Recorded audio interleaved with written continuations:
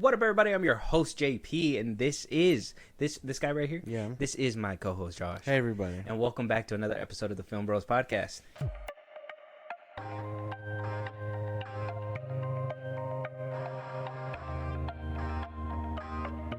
So, Josh. Crazy week. Crazy. I could think. I'm happy you're right here. You're locked in with me. It was a crazy week. This week has just been left, right, and center with a bunch of online controversies. Some good things, some not so good things, some things that kind of made me scratch my head in a way. I'm really wanting to sit here. A lot of puzzling behavior. Yeah, I wanna figure out what's going on in this world and what are certain outcomes going to look like, especially in the economic state of the world that we're in. All right, man. Yeah. So sure. So today we're going to talk about the economic state of the world. Okay. Where's Jaden Smith when we need him? Yeah. He's out there wearing a house on his head. Yeah, he'd be enthused right now. Yeah. He's going to be like, well, what the fuck's going on here? Shit's strange. People are acting strange in the media world. People are acting strange. So first things first, before we get into the real stuff, one thing that I did want to kind of shine a light on is this other podcast. We did react to another clip, and if I remember good, and shout out to the Real Rejects. We've reacted to them before. Last time we talked about them was the same thing that we talked about now. They were talking about Superman. Apparently, Superman is a big topic of conversation on the interwebs. All of a sudden, you got the people that are riding the meat. Right, 100%, saying that this movie does no wrong. Yeah. James Gunn is a god, and anything he touches, it will turn to gold, and that's apparently what's going to happen with the DCU. Not sure about that, but I guess we're going to have to wait and see. Yeah. And then you have the other half. I'd like to categorize us in that. Oh no, maybe three spots. So the middle spot, I'd categorize myself in there. Is kind of like the in between. They're like, oh, it's a new Superman movie, a new take. Open-minded about it, but at the same time, I know who made it, so I don't know if it's gonna be good. And then you have the ones at the very end that hate James Gunn. Pretty sure that's you, and that's where you probably reside in that. Yeah, I would say so. Yeah. I personally thought when we first listened to these guys that they were kind of unbiased. I've heard this clip. In my opinion, I feel like there's a little bit of glazing going on here. Yeah. But I wanted you to react to it, listen to what they had to say, and I kind of wanted to get your perspective. Okay. To see if they're making sense. All right. It clicked for me that James Gunn has said so many times before we ever saw anything, before there was any casting announcements, he had said the one he is mainly basing this off of is All-Star Superman. Mm-hmm. And so a lot of the things that people are throwing criticisms at for this, when I was reading All-Star Superman, I started seeing what I'm seeing in the trailers. Yeah, he's doing a really good job of getting the tone. And in a day and age when everyone is saying, hey, it's not like how it is in the comics, well, or the opposite of like, well, that's how they do it in the comics, so that should be allowed to do it. He's been very clear that this is going to be based on All-Star Superman is going to be the main inspiration for it in terms of comic medium. And so when I'm reading the comics, I feel like I'm getting a true glimpse into the movie because it's lining up with the tone and everything that I'm getting. And that comic is melancholic. It is whimsical. It is way weirder than anything we're seeing in the trailer. So this crypto moment is nothing compared There's to... a kaiju, man. That's one thing. But that's what I'm saying. It's a trailer that's got a kaiju in it. It's you mean the trailer has a kaiju? Yeah. That lines up, though. So if people want things to be more like the comics, it's f***ing doing it. It's there in the trailer, so you don't know what you're talking about. Got to tell you that. You don't know what you're talking about. Do the research, and you'll see it's like the comics. My issue is... Okay, before we get to his issue, I kind of want to reflect on his thing. Okay. He had to tell you. Yeah. He doesn't know what you don't know what you're talking about. Do the research, he says. Yeah. Read it. Pick up a comic. Pick up a comic, he says. Yeah, no. Good job. Good luck, bro. Like, I don't know. Felt like glazing. It doesn't matter. I prefer a story that combines multiple comics versus one trying to copy one whole storyline and get that feel. Take different elements from different comic books and make your own thing. Not go play by play from comic panel to comic panel. Okay. Yeah. So I mean, sure, you can ride the wave of that comic if you want. Personally, hot take, I think it's overrated. I think that comic is overrated. I think even my favorite storyline, where he dies to Doomsday and stuff, like overrated for sure. But it's a great storyline, and so I'm sure this comic book is great. I've only read like half of it, and then they made the animated movie. So you can read both and get the same feel for both. I just feel like it's a little overrated. The same way that people think Injustice has ruined Superman's perspective and stuff is the same way I feel, but on the opposite end of the spectrum. Because when it comes to Superman and how people perceive him. Okay. Because people are like, Zack Snyder came up with Injustice Superman. It's not what it is. And then you lean too much to All-Star Superman, this human being, this whatever kind of guy who's too upbeat, wants to save the world in a day and all that stuff. Like, that is also a negative connotation where I feel like now you're also going in the direction of he's just a good like guy kind of superhero. But I think there's in between where he's not only just a god, but he also wants to do good. So it doesn't even matter. You should be in the middle. You shouldn't just praise one thing because it's quote unquote the best comic book version of Superman. He did say like the comics jumping out of the page basically. He's saying that the tone that the film is giving off is basically the same tone that you're getting in that All-Star Superman comic. Yeah. I've never read it, so I can't tell you anything about it. Probably just watch the animated movie. You'll get the same gist. Oh, okay. Well, is it good? It's all right. That's all. I personally, like I said, I think the storyline is overrated. Are you telling me like you don't like that take on Superman? Like he's just too upbeat? He's too. Because spoilers for it, but if you haven't read it and you haven't seen the movie, then I can't save you. I mean, you're helping with the research. Yeah. So in that one, he's basically dying. His own cells are betraying him because of solar radiation. Okay. And so he's like, well, my time is coming. I want to save the world as best as I can before I die. So the whole movie is him doing that. And then eventually he passes.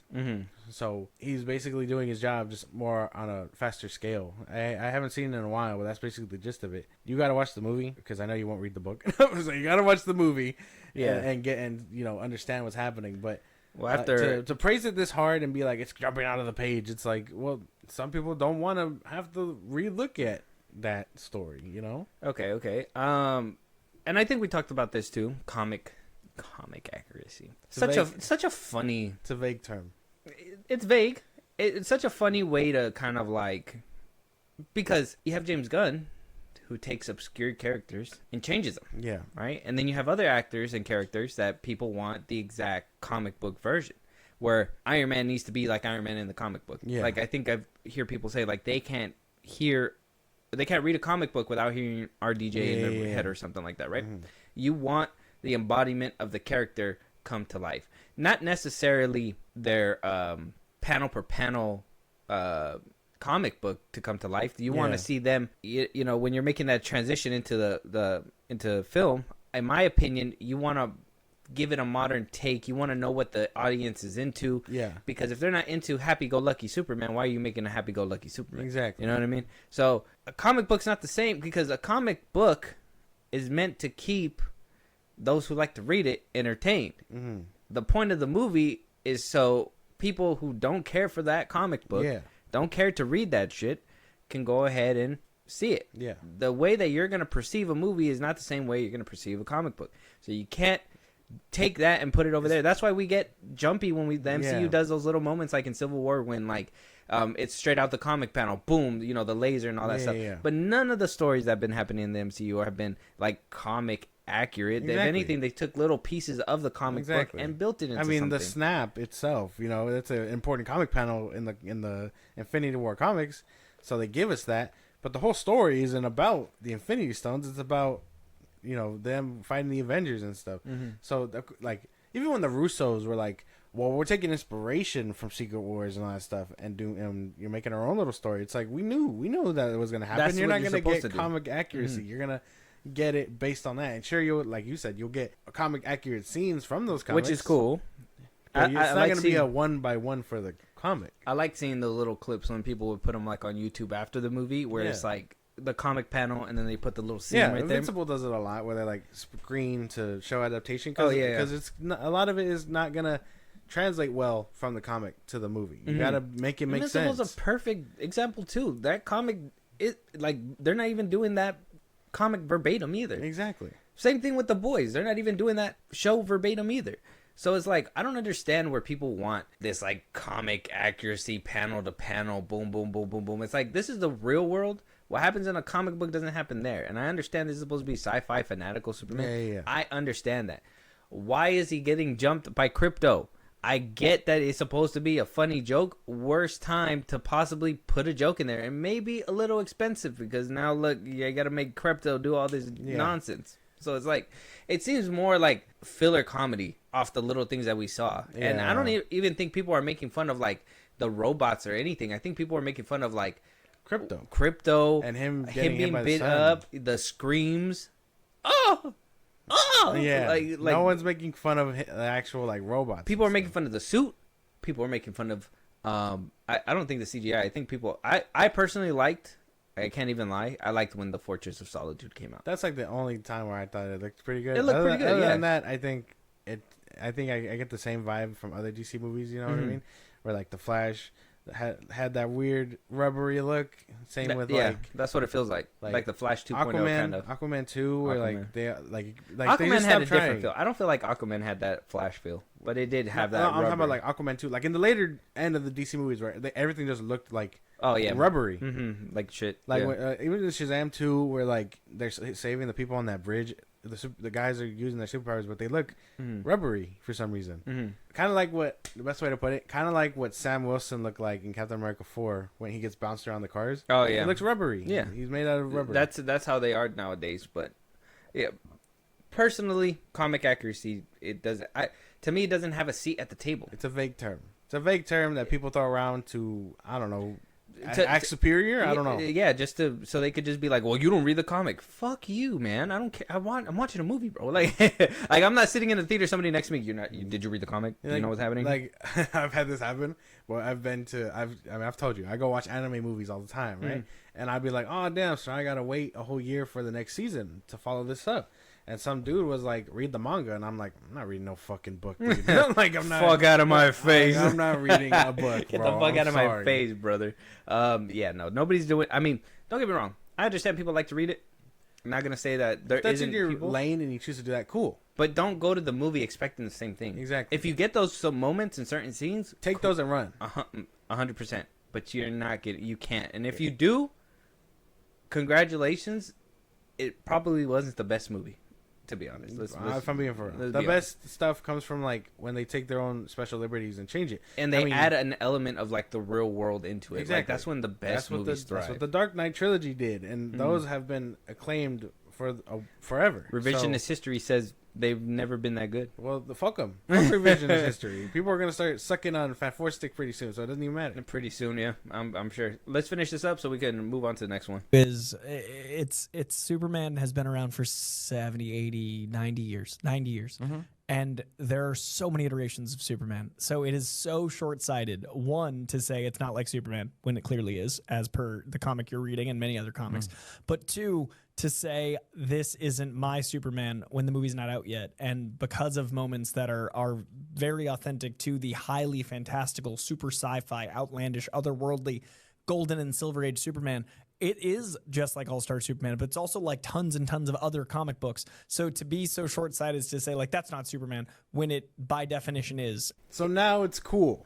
Now it's cool to be like, oh, well, it's not just one Superman, it's all the Superman. When we've been saying that since Man of Steel. People are like, oh, comic accuracy says this. Well, it's like, we can show you comic panels of Superman killing Zod. Superman killed Zod in the old movies too. Like, we can continue to have this debate, and it's not going to be enough because then you're going to start strawmanning and cherry picking what's accurate. Every single time. Exactly, what's accurate and what's not. Because if I show you him killing Zod in a comic, and you're like, well, that was from so many years ago, and we'd be like, all right, All-Star Superman came out a long time ago too. Still what are we doing? Book. Exactly, comic accuracy. Exactly. What happened to comic? If I give Batman a gun, I could be like, hey, that's comic accurate. He used to carry a gun, and you'd be like, well, he hasn't carried a gun in so many years. It's like, all right, so now are we talking recent comics? Because that's a whole different story now. Yeah. It's kind of like the thing that's happening right now, which I don't know. I didn't want to make it like a big topic, but you know, them changing the character, like Joseph Quinn's coming out saying like, oh, Human Torch isn't going to be like a womanizer and all that stuff, like how he was played with Michael B. Jordan and how Chris Evans played him. I understand changing it and modernizing it. That's why comic books from the Batman back then, they evolve and they dismiss a lot of other things that used to happen in the old comic books. I understand things change and things get modern. That's something that happens with Superman too. Superman has went through the time. It's gone through everything. We've had different Superman. We've had Christopher Reeves. We've had Brandon Routh. Went on to Henry Cavill. Yeah. And now we have Tyler Hoechlin. And now, I mean, voicing him is Huey from The Boys, and then Cornsweet now. Yeah. I think a lot of people liked Henry Cavill's Superman. Yeah. I think that a lot of people on the internet did not like Man of Steel, but I think a whole bunch of general audiences did. I think they thought like that fighting and everything was amazing. I mean, it made $800 million in the box office. I'm pretty sure a lot of people liked it. That was a lot of people's Superman. You know, Christopher Reeves had multiple Superman movies. Yeah. Brandon Routh only had one, and he was supposed to be a continuation of Christopher Reeves. You get to Man of Steel, you get him in multiple movies, and then people like him, and then you take him away.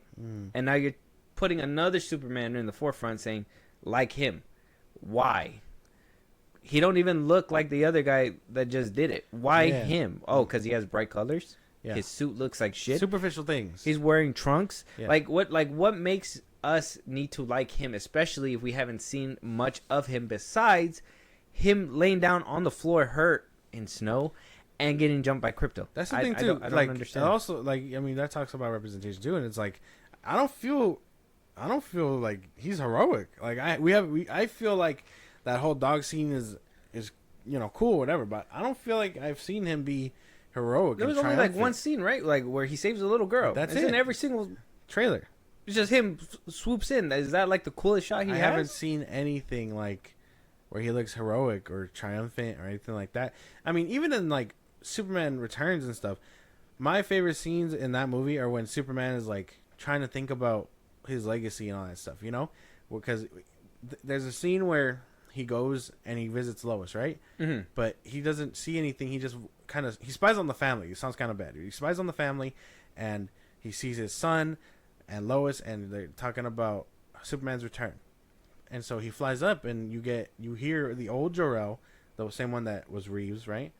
And he's talking about his legacy and stuff, kind of similar to what Henry Cavill Superman had in Zack Snyder's Justice League, where like he's entering the hall, looking at the suits and all that stuff, and you hear both monologues. It's kind of like that, if you can remember the scene from Superman Returns. Yeah, those scenes will also tie me in. If you give me something like that, did that too. Exactly. So if you give me something like that, I can see now you're not just trying to fool me with comedy. You're trying to get me to like the Superman on a deeper level. But I haven't seen that, and I haven't seen him being triumphant. I've seen him get his ass kicked and hurt by the sun. I can't fuck with that. There's a kaiju. You don't even see him punch the kaiju. The kaiju is literally he flies blasting up him from the fire. Yeah, he's literally letting a lot of people die in the city. But poor building. Now I've been seeing it. A lot of people, they don't like certain clips. That have been kind of circulating. There's been one where Batman's punching David Cornsweet Superman. That shit was hilarious. There's one where Man of Steel, he's flying punching David Cornsweet Superman and he's yelling. There's another one where I've seen a few of them. He makes a lot. I that's one thing that's been happening ever since that clip has came out, and it's only the beginning. Okay, so here's my thing. Real Rejects, shout out to them, but I can't agree with anything they just said. Me neither. I watched the video before right now, and I was just like, you're talking about comic accuracy. Nobody cares about that right now. Don't get me wrong. People talk about it.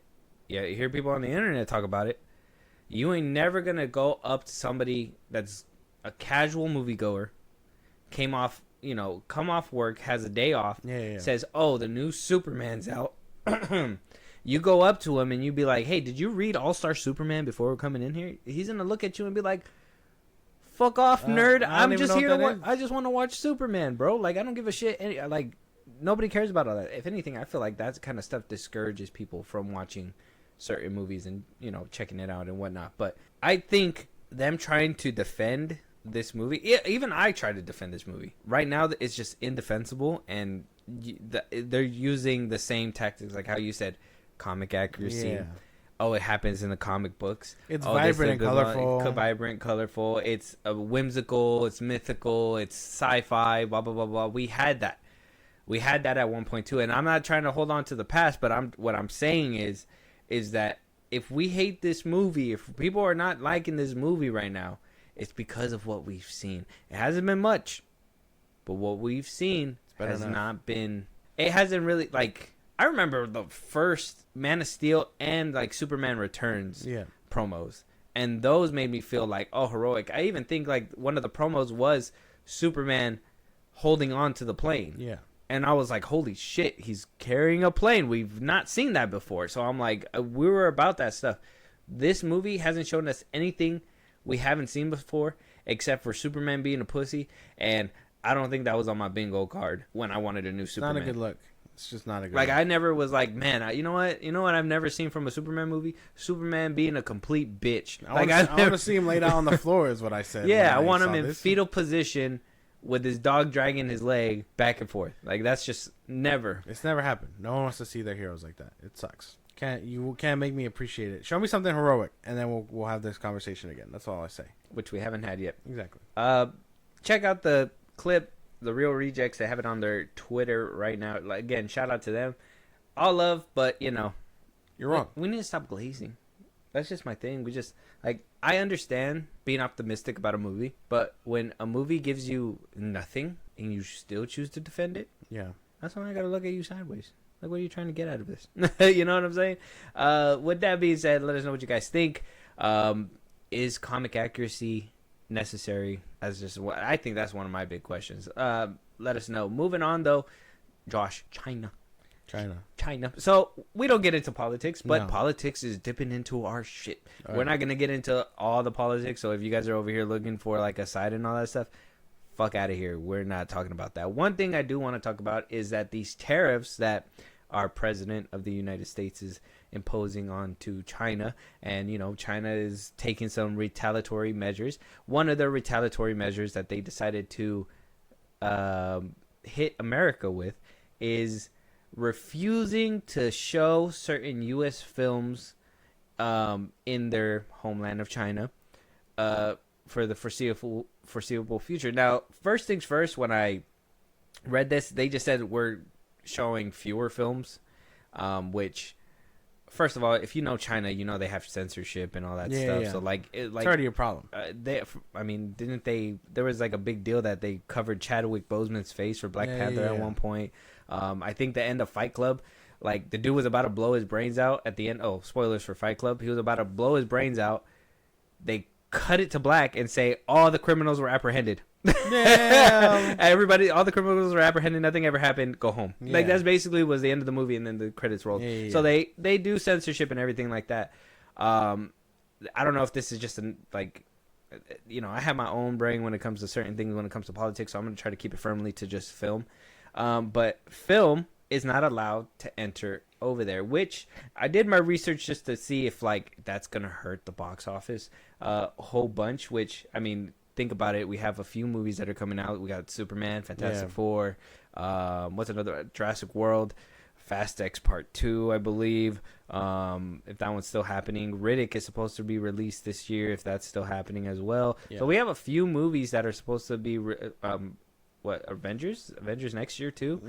So big blockbuster movies that are supposed to be hitting the theaters that would be making possibly some giant money in China, because China does bring in a good chunk of dollars. But the thing is that even like last year, when I'm trying to take into account that the fact that 2024 was not a great year for movies. They only made up about 19% of the box office, which sounds small, but that's about $30.5 billion in the 2024 box office alone, which kind of was it said it went down 9 points after 2023. So 2024 was not a good year. So it did go down 9 points, but they still are only making about 19% of the box office. It just depends on the movie. Avatar was a big hit in China and overseas and all that. Yeah. So you're obviously going to experience a blow with those kinds of things, but I don't know. This probably won't be that big of a problem. It just, you're probably right. It probably just depends on the film. Like it would hurt Avatar a bit. Like I have no problem believing that those movies sell without it. But that one won't cross 2 billion without China. Yeah. Or not even. Well, like worldwide, it'll be a little bit of a more uphill battle than it usually is. Yeah. So it just depends on the film. And they said fewer. So are they just refusing to do like the big massive blockbuster films that are, like they know Avengers that are, and stuff? Yeah, that they know that is gonna like feed the economy. Probably, yeah. The Avengers most likely. Avatar, I could see that. Just depends on the film. But those are probably the only ones that come to mind. The smaller ones aren't gonna really hinder it too much. Like, I'm just saying, if I live in China and they say fewer films and like we don't get like what if they're like no Fantastic Four? Yeah. But you get Superman. Oh my God. You're doing it wrong, China. You're like Superman all summer. All summer. You're doing it wrong. You're doing it wrong. No one's gonna want to see it that much. Superman summer. Fantastic Four summer. I think 1, 2, 3. I think Peter Safran dubbed it that too. Superman summer. Peter Safran can do whatever the fuck he wants. It's his business. I think it's gonna be a Fantastic Four kind of summer. Okay. So yeah, this box office number only hitting like about 19%. I mean, obviously, right now, I didn't want to like go too far into it. Like I said, I think right now they're still going tit for tat. They're like, he's like, you're getting more tariffs, and then China's like, well, no, you're getting more tariffs, and then China's like, well, no more films over here, or not fewer films. And Trump's like, sure, no. Oh, yeah, Trump. Yeah, when he said no films, he was like, okay. He was like, we'll send you the bad ones. Yeah, we'll send you like Ghostbusters 2016 or something. Damn, re-release it. Yeah, we'll send you that one and like the New Mutants. That's crazy. I would not. Yeah, that's just. I'm just saying, if you're trying to win a war, just send those movies. Yeah, that's right. You're just gonna, or you might start a war. They're like, what the fuck? This movie shit. Pulls out katanas. Yeah, like what? Like, what do you want them to do, bro? Send them Godzilla versus Kong. Send them, yeah, Part 2. Yeah, send them that one. A New Empire. Yeah, Send them a movie with some cultural relevance. What if you hear China gets the air cut first? I'd have to go to China. Oh, I'd have to go to China to experience such a thing. Oh, wait, I don't give a fuck. I don't give a fuck if it's I don't think you're subtitles going by or yourself. nothing. What? Yeah, if I got like subtitle it or nothing, I don't care. I'll be there. What do you mean? What if it's just like you're not gonna understand? I have to get subtitles. Yeah, that's what I'm saying. What if they don't have it? I'm pretty sure It's they like do. Homeland. No, You're gonna have to like Rosetta Stone all the way over there. No, no, I'm pretty sure they have. We have subtitles for them. They're gonna have subtitles for us. I'm like 99% sure. We have subtitles for it? Yeah, well, we get like in the home release, but not theater. Yeah, not the theaters. when you go to like well, you gotta an go to a movie and stuff like that, like they come with subtitles and stuff. Well, that's different because that's from their home. That's why. Yeah, if we're sending them an American-made movie, they're gonna have a dub. That's and right. sub. They're wait. Yeah, because I don't think they're always dubbed. I think the words are just in the bottom. That's what I'm saying. Yeah. So their words is at the bottom. So you're getting a full cinematic experience in English with some scribbles at the bottom. Oh my god! Because you're like, what is that chicken scratching on Oh there? my gosh! They'll be like, hey man, you understand this? It's like when you have to Google like what a Chinese tattoo means, so you don't get something like kind of weird like along toilet your water. body. Yeah. Yeah, you're hoping it says like may the moon favor you or something. It's just plunger. It's just like it just says plunger. Plunger. Yeah, like never getting a Chinese tattoo on me, but yeah, I don't know. I thought this was pretty insane.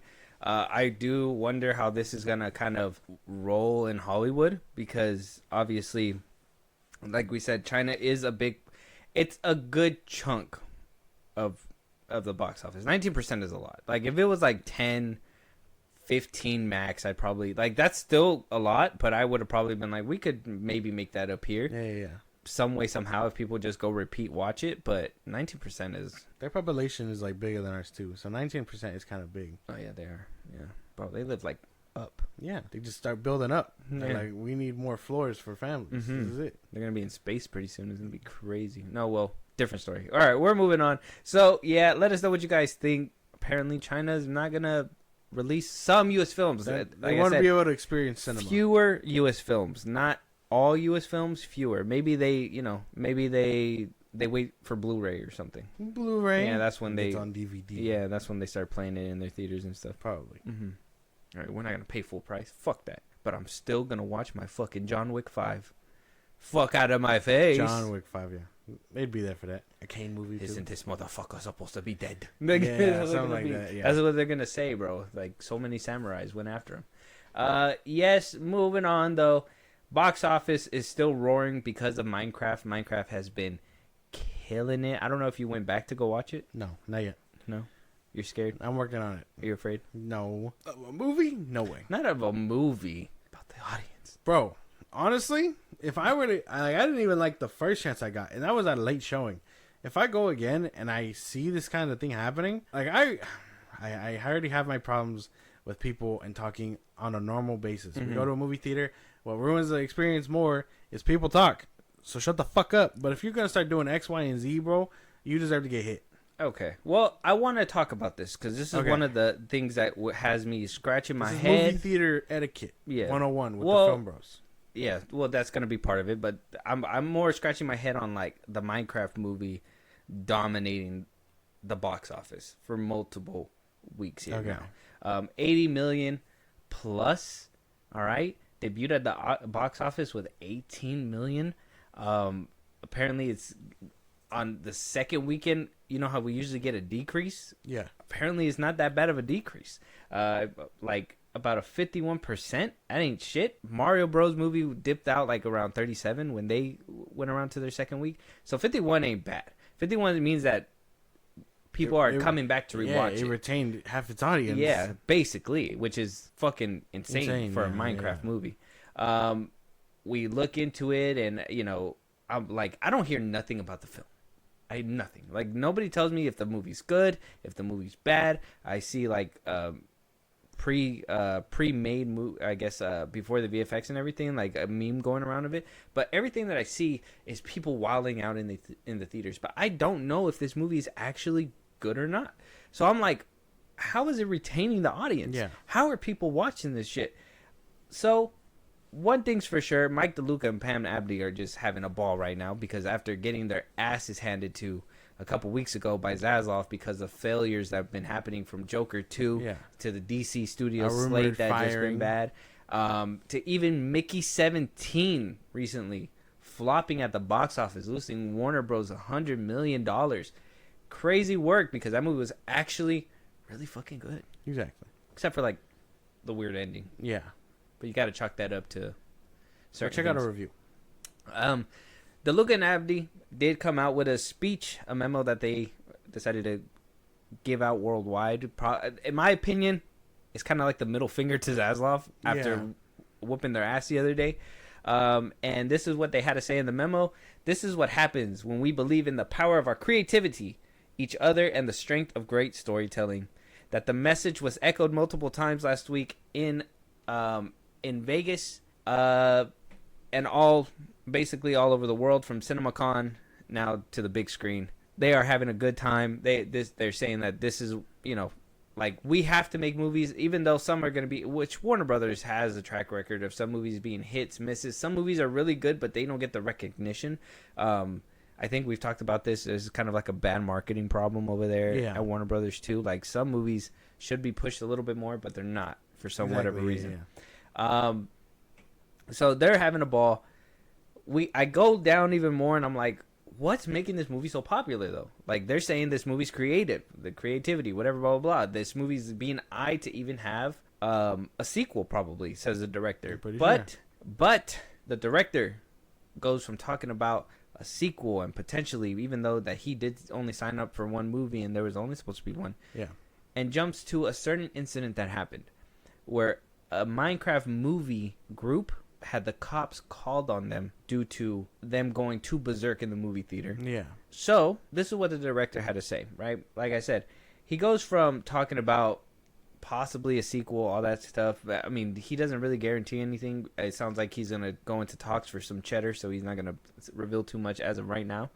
But he does tell Entertainment Weekly that movie theaters are now having to issue warnings and put signs saying that this movie might get rowdy due to certain scenes, especially at chicken jockey scenes. There's been a lot of unruly behavior that led to a police showing up to a movie theater, like I said. But he did tell Entertainment Weekly that he thinks it's weird that you're having too much fun that the cops get called, ? It's funny because it's literally just cheering and throwing popcorn, which is so funny to me that the cops are getting called for popcorn. Yeah, it's hilarious. I've seen so many videos. It's great, especially when people are climbing on their friends' shoulders and standing up and cheering at these moments. It's like crazy anticipation. But man, I'm just glad people are making memories with friends and family. Oh, fuck you, bro. No. Fuck you. So it's leading me to believe that this movie isn't good at all because the director's not praising actors. He's not praising the work that they did, which he did. I mean, the bare minimum basic stuff in different interviews or whatever. We did hard work, whatever, blah, blah. Not even like a Rachel Zegler, like, I just made it for the money. Yeah. This literally seems like a movie that was made just for the memes, and I'm kind of worried. That's why I wanted to know if you went back to watch it. But here's where, before you give your opinion, and I got a lot to say too. This is crazy. I'm going to show you what he deemed as having fun. Okay. All right, here you go. Got some clips for you.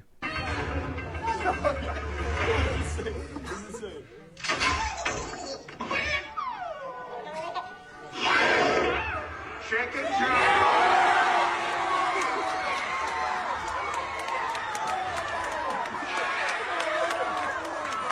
Okay, Stitch.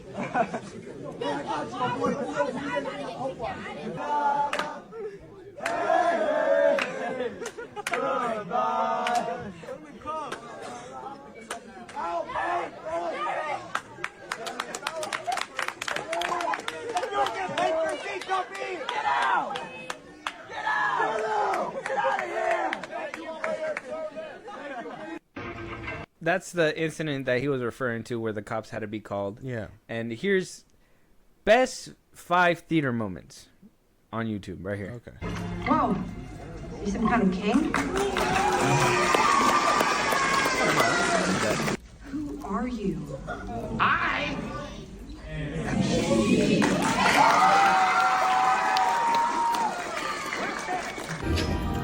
Flint and Steel.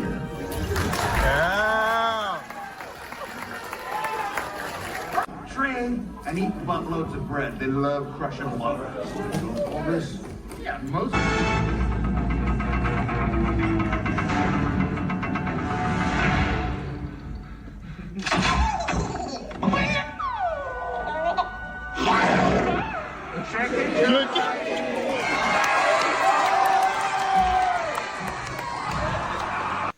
That one was more mild. I've seen a Okay. lot more videos where there's a lot of popcorn throwing. I think there's been videos where like people show the aftermath and like The chicken. There was a chicken in there. I wanted to show you those two because even though the other one was kind of mild, you can tell that it was still meme. And then there was the other side, right, where the police were called and everything. Even though I don't like either, I would prefer the one where they just kind of yell the memeable moments. I still just believe that this movie's only thriving off memes. And, I mean, is it bad? I think so. That cinema is kind of getting down and dwindling down to the point where, like, in order for you to kind of keep a audience, especially a child audience, You gotta meme yourself out. mm-hmm. Well, we knew these ever since the trailer. All this stuff came from the trailers. I mean, the chicken jockey part, the Flint and Steel, all these things are from the trailer. And these people got the bare minimum in the trailer, and they ran with it. Mm-hmm. We're like so crazy. So we knew that was gonna happen. But now here comes the part where I gotta tell you, fuck this director for taking it so lightly. I mean, your movie is doing very well. Sure, you're a superstar in that aspect, but it's not just about the piece that your fans are disturbing. It's about the movie theaters and, you know, your audience and the ones who aren't even participating in that having their movie ruined. So it is cool and it's fun and it's lighthearted to you, but the movie theaters that you're going to and having these people throw popcorn and bring full on chickens for and having them disturb the peace, you're fucking it up. And you're egging it on. Exactly. That's the weird part. Like Like instead of being like, oh, yeah, I like that my fans are having fun with this movie, but maybe responsible fun. It's kind of Respect. like when The Rock came out and was like, "Yeah, fucking sing in a theater." Yeah. Are you fucking I smoking blame- crack, sir? Like, what the I hell? blame The Rock for this shit too, because once directors and movie stars start okaying this shit, that's when it starts getting out of hand and stuff. And eventually, movie theaters are just. I think movie theaters should just have the right to not play your movie and avoid this shit at all costs. I would think so. That's a lot, especially like for the personnel that have to deal with cleaning up all that popcorn. Like, people are bringing big bags of popcorn. Just to fucking throw it on the floor. My theater doesn't even serve big bags of popcorn. I'm like, where does that come from? The bucket the biggest bucket our theater gives out is almost $25. Mm-hmm. We're not throwing $25 popcorn on the floor. We're eating half the bucket and then throwing it away. Mm-hmm. Like a normal human being would. Exactly. Like, that's normal shit, dude. But buying popcorn, $30 worth, and then throwing it on the floor over not even a celebratory thing, you're kind of a clown. I think the people that did do this behavior should be ashamed of themselves. And although you were having fun in the moment, you chose not to give a fuck about anyone else. So, fuck the director, fuck the people that did it. Like, we bring back theater etiquette. That's the way I feel. Theater etiquette is a must. I mean, I thought it was getting bad when I saw people on their phones, texting. You know what I mean? Like, I've seen people on TikTok. Like, their parents had to physically tell their child to get off of TikTok in the middle of the movie, which was weird. Like, I've seen all that, so I'm like, okay, it's getting a little out of hand, but still manageable. Yeah. Seeing this, holy fuck. I'd rather take me back to when people were fucking letting their phones ring in the theater or something. Like, I don't think I could ever watch this movie in theaters, because if that ever happens in my theaters, I'm choking somebody out. 100%. Somebody's getting choked. You're not throwing popcorn everywhere. You're not doing all that stuff. There was one where I had seen where, like, it seemed like there was, on one side, it seemed like there was like a few couples and, families that were just there watching the movie. And there was this whole section of just like young teenage white boys that just, like, as soon as it said chicken jockey, threw popcorn on everybody. Like, the couples looked up, they looked at them like, what the fuck's happening? Like, you could tell they weren't a part of it. Why are you doing that to people? Like, that's so disrespectful. That is so, like, that's just in my head is so disrespectful. Like, where's your parents?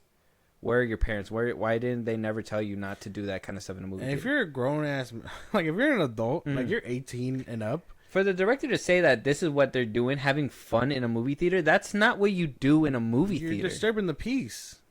That's not what you do in movie theaters. Like, you don't yell anything. Yelling, chicken jockey, and I Am Steve is disrupting a movie. Yeah. Exactly, yeah. And I'm not trying to ruin this whole thing, because I understand. I'm ruining that shit right now. Well, no, but you know what I mean. Like, there's hype moments in movies. Yeah, okay, yeah. Because the Avengers movies get that kind of hype. They're cool. And clapping. There's clapping and all that stuff. Like, I understand that stuff. Some people take it too far. It's different. What was that one movie where the guy behind us was just, like, overdoing it? Oh, Deadpool Wolverine? Oh, yeah. He's like, oh, wow. Wow, yeah. Wow, yeah, wow. Oh, yeah, wow. Oh, yeah, wow. So, like, so you get people like that, but, like, there's hype moments in Avengers movies and stuff, but at least that warrants that thing. You don't genuinely expect that kind of thing to happen. A Minecraft movie? A Minecraft movie, bro, you saw this happen in the trailers. It is not, you're only doing it for the meme, and it's not cool. You're fucking shit up. That's basically it. You're just doing it for the meme and the clout. And I understand you got to do what you got to do. Do it in a theater that's not packed. Why don't you do it in a theater where, like, nobody, like, it's not nighttime, it's the middle of the day? Yeah. I don't want to advocate for ditching school, but it's spring break.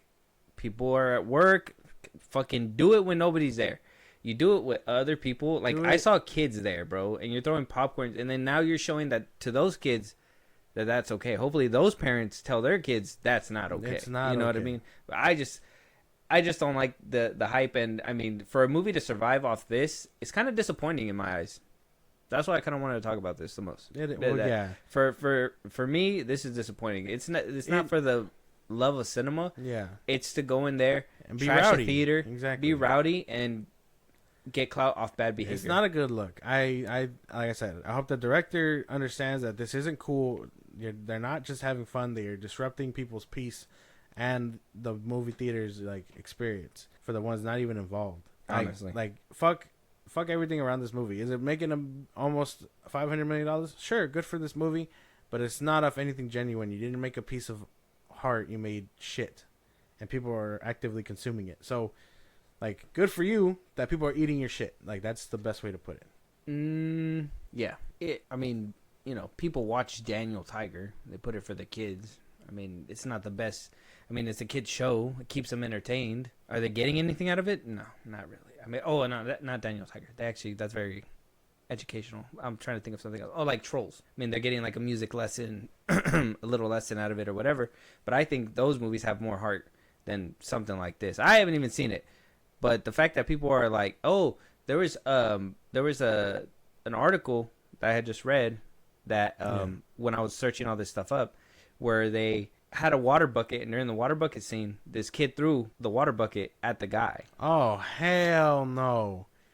I don't give a fuck if you're a kid or not. He got pressed charges on, got the kid arrested. Yeah, but exactly. like, You but deserve that shit. Like, for a kid to get that bold for something like that, holy fuck. His kids need an ass beating and he needs to be charged. That's the way it goes. Fuck that. So, and I think a director of said film, should not be saying that it's hilarious. Shouldn't be condoning this behavior. No, I don't think it's funny. I don't even think it's like what movie was it? Well, like Wicked. Like, I understand people want to sing in there, but like when it got to the point where people were showing up, dressing up, and singing and flashing phones and all that stuff, that's when it got too far. Yeah. All right. And like people were like screaming that one scream that was in the trailers, like if they were the singer. And it's like, you don't do stuff like that in the movie theater. But it's like there's wholesome moments where it starts and then it gets out of hand. And a director condoning it, I wouldn't have done that. But that's just my opinion. Let us know what you guys think, though. The Minecraft movie is thriving. Did you guys check it out? Were you part of a rowdy theater experience? Josh was. He has PTSD now. He hasn't went back since. I mean, it sucks. You ruined the vibe, bro. That's it. Yeah. So, let us know what you guys think, though. Moving on, Josh. This is bad. This is bad. This is no. This is no. So, Jonathan Majors. All right, we've been talking about him. He's been on his little apology tour. Yeah. Kind of promoting his new movie, Magazine Dreams. But he's been, I'm sorry, guys. I've picking up from my mistakes, all that stuff. Blah blah blah blah. Moving forward, Keke Palmer had a podcast with him that was supposed to air. I was actually expecting it. It was supposed to air, I believe, Thursday for us, but for her people, it was supposed to air Tuesday or something. Okay. Both sites, that her paid Patreon and as well as her YouTube, did not get a Jonathan Majors interview. They did put out a promo to promote it. I forgot to pull it up, but I got you right here. She didn't release it? No. Why? So what happened was, oh yeah, right here. There's a little clip right here. I'll show it to you right now. But it was a little promo clip to basically promote the episode, and it got a lot of backlash. Because it seemed in the question, a lot of people thought it was a softball question, and knowing Keke Palmer and her past, where she's said before that she has been in domestic abuse situations, a lot of people are like, well, why would you have him on? Why would you be so soft on him? And why aren't you asking bigger questions? So a lot of backlash hit her screen to the point where she just refused entirely to release it. It was supposed to be released April 8th, but instead a different interview with rapper Cash Doll was released. But like I said, there was a promo that was put out. I'll show you the promo. If that, I feels kind of cowardly, right? I would think so, because she did stop. I mean, she put out the promo. That's my thing. I think it's cowardly because you put out the promo, saw the backlash, and just refused to do it all together. That's where, I don't know. I thought I heard that they were doing a podcast together, but if not, and you just deleted the whole thing, that's kind of, like I said, I think that's cowardly. I think you should have stood on 10 toes, and for the ones questioning your ability or whatnot, just be like, hey, I just asked some questions. You don't have to dig so deep about softball questions. Usually you start with those and then you work up to the hard stuff, but like, you're not even gonna give them a chance. Like that's crazy shit. I don't know. I think the internet's a crazy ass place for letting this shit happen in the first place. Like letting her Cancel it altogether entirely. Yeah, like I think that's crazy, cowardly. I feel like you could have used it to help him clear up some things, and talk about the important shit going on, but they didn't do that. Oh, they got it taken down. That's why you can't find it nowhere. Keke Palmer probably. She got that shit copyrighted and everything. Yeah, she had to clean it up probably. The power of bullying. Because Keke, you knew better than to have Jonathan Majors on your show. Now remember last week, Keke Palmer was supposed to debut this episode where she does a sit-down interview with Jonathan Majors. And after she had released a description of the episode, people were thoroughly peed off. Let me see what it says on it. People were thoroughly... Accountability, it's a loaded word, right? We're living in a time where we want real accountability, especially for things men have gotten away with for far too long. At the same time, finding forgiveness feels harder than ever. And we're still... she's kind of blocking it with her head. And we're still figuring out what true accountability looks like every day. We're sitting down with Jonathan Majors to talk about what life has looked like. He was convicted of harassment and assault. peed off. And shout out to bullying. Can't see like the little bottom part right of there. the episode. People. Conversation isn't here to give you all the messy. It's complicated, but it brings us closer to, and then that's it. That's basically all it says. So let's finish up what this girl's saying. Got back to her and was like, this is a no-go. This is no dice. Your fans are not going to like this. And rightfully so. Like, we have to normalize not giving men like this platforms. There's already enough toxic men on the internet with microphones that are somehow never being tariffed who get platforms to talk and spew all kinds of whatever to condition people to believe that their behavior is okay. So I'm very proud of Keke Palmer for scrapping that episode. Please, wherever the episode is buried, bury it under the last episode Anne Heche had before her incident. And maybe this is a signal to Jonathan Majors' PR team that his career is over. No, bro. I think all parties deserve a chance to come back and all that stuff. I don't know. I still stand by that. I think he did what he had to do. He's ready. He should be able to come back. And sure, it'll be tough. Audiences won't get it, but shutting him up doesn't give him the chance to speak and come out correctly. You make him shut in and shut out. That's not going to do anything. It doesn't help the conversation. I think what Keke Palmer was trying to do was get there, but she chickened out. She chickened out. That's the best way I can put it. So Jonathan Majors is not getting his fair shake. He's not getting a chance to explain. I don't know. I think if he did what he did, and he was let off, and now he's trying to come back to the light. Like I said, this should have happened. I think this would have cleared the light, even if she got backlash. You know what I mean? No bad publicity, still publicity, whatever. Like, use that and help him clear his name and stuff. Like, who better to talk to him about his domestic abuse than someone who had such things happen to who them? went through them. Yeah, exactly. And who can find forgiveness in somebody who is accused of something like that. Exactly. So I don't know. This seemed like a good dynamic, and what I think all podcasts do is, like, what all podcasts should try to do when it's a celebrity like this is, like, look to people who are on the opposite side of the spectrum and just try to, come and meet together and, understand each other. Exactly. That's the best way to put it. But she's a coward. Keke Palmer's a coward. Coward? I would say she's a coward. Chickened out for that one. I don't know. I'm trying to find, like, where, because I was hoping talking to you about it would help me find my middle ground, because I did see the clip. I wish I could have showed it to you too, but that's the reason why I couldn't even pull it up. She's scrapping all that shit. But it's that girl's perspective was what I was thinking too, is the reason why she scrapped it, was because in her group, in her fan base, when I was reading comments and all that stuff, it seems like, her group is that support system where there's a lot of her fan base is a lot of, like, people who've been through it that are sympathizing with her situation. So for her to do that with Jonathan Majors and to bring him over here, I think that's where the fan base is getting the nerve touched. So I think that's where, like, from where she's coming from, she's trying to not betray her fan base by doing that, because that's what her fan base thinks, that you're giving him a platform to lie because they believe he is guilty, which, I mean, he was I'm guilty. I think even like I said, even if that's the case, dude, give him a chance to speak out and come to grip with everything that's happening. He let him acknowledge that things aren't gonna be the same, but he knows what he did. He feels sorry about it or whatever, and he was doing what he has to do. Mm-hmm. And you can kind of, like you said, with him, you can kind of feel it's genuine and stuff because we saw what he was talking about during his case, and he seemed a little bit more genuine now that everything's died out. So I could get behind this new Jonathan Majors.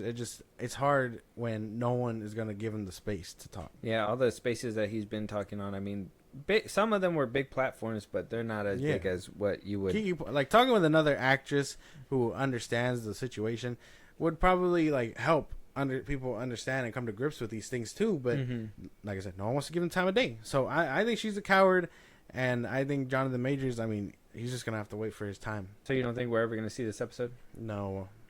Are we breaking into a Keke Palmer warehouse? We're gonna have to get the hard drive and stick it up her butt or something. There's one flash drive. They're not gonna find. There's only one bum that needs to go. Oh, okay. We'll roll dice for it when we get. You got it on your own though. What the hell? I'll keep watch. Look out. Make sure nobody's coming through. Nah, man, it's not enough. Just don't scream. Don't scream. Well, what the interview. Oh, yeah. Let us know what you guys think though. Jonathan Majors. In a way, in my opinion, gets shut out. Jonathan Majors got shut out. A whole episode got scrapped because he was on it, basically. Yeah. I think that is not only cowardly, that is just so.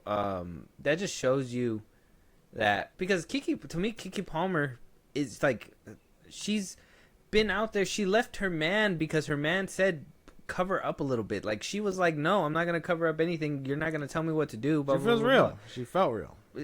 She was to me that's not even real. You're leaving men and then you're trashing them on your podcast, and this is what your fan base is, and this is what you're promoting to your fan base to be in my opinion, that's toxic femininity. In my opinion, that's you're shutting down his story and all that stuff. But it's okay for the women and all them to say their side of the story. That's fine with them. But when it comes to his side, it's not okay. That to me, it should be equal for both sides. He should be able to at least say his part. And if you guys don't believe him, okay, you can still stay on that side. But if he is making a point, I've seen he seems to be making a genuine attempt. I mean, you can see it as an actor acting if you want to see it that way, but he doesn't feel that way. I mean, you could usually tell when an actor's acting, and he doesn't feel like he's acting when he's up there. He's doing his best. I do think he tries to do his soft voice a little too much. I don't know if that's a PR thing where they're like, "Hey man, use your soft voice." You sound too manly, bro. Yeah, so look at you. I'd be scared. Take my wallet. Right. You're not gonna uppercut me, but exactly. I mean, he has talked about Michael B. Jordan. Maybe he has other connections, but let us know what you guys think. Keke Palmer scrapped the episode. Let us know what you guys think about the scrapping, and will he get the chance to hopefully get the episode aired and maybe get an apology, an explanation on why it wasn't aired? Yeah. I hope he comes out and says why. That'd be nice. But let us know what you guys think. Moving on, Josh, if you're excited for movies, you're going to be excited for this team up where there's a James Wan and Jason Blum to make Atomic Monster, where there's Matt Damon and Ben Affleck to make their studio, right? Well, we got Matthew Vaughn, right? Marv Entertainment, okay, Marv cooking here, right? Kick ass and all that, yeah. And Cristiano Ronaldo. Who? The soccer player? Yeah, man, the soccer player. He says, okay. And I was wondering what was going on because he made an announcement on his Twitter, and I was like, "What are you talking about? Are you making another kick-ass movie? Or what are we doing here? What does Matthew Vaughn have to do with anything?" Yeah, Matthew Vaughn posted on the very next day a little trailer to kind of give you a glimpse of what's to come when it comes down to their new adventure together. Their studio is going to be called UR Marv. I think that's what it's called. Okay. We'll watch the trailer and then we'll get into the little what their little speeches. They did put out a little statement, and I want to get your reaction, man. I want to Okay. get your reaction. Let's All check this out. Poetry, art, and math all working in magical synchronicity. It's the perfect game.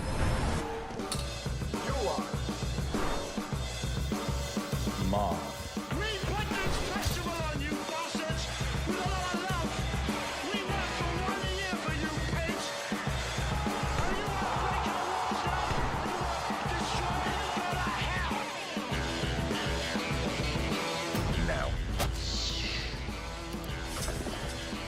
Welcome to the club. Very clever.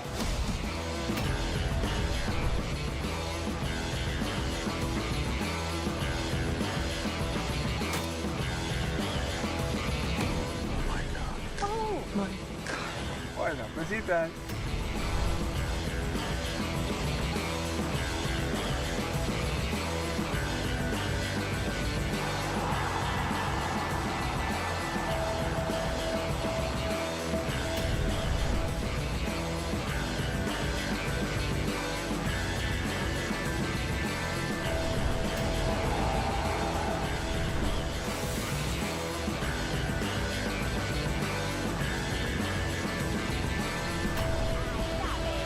Everybody here.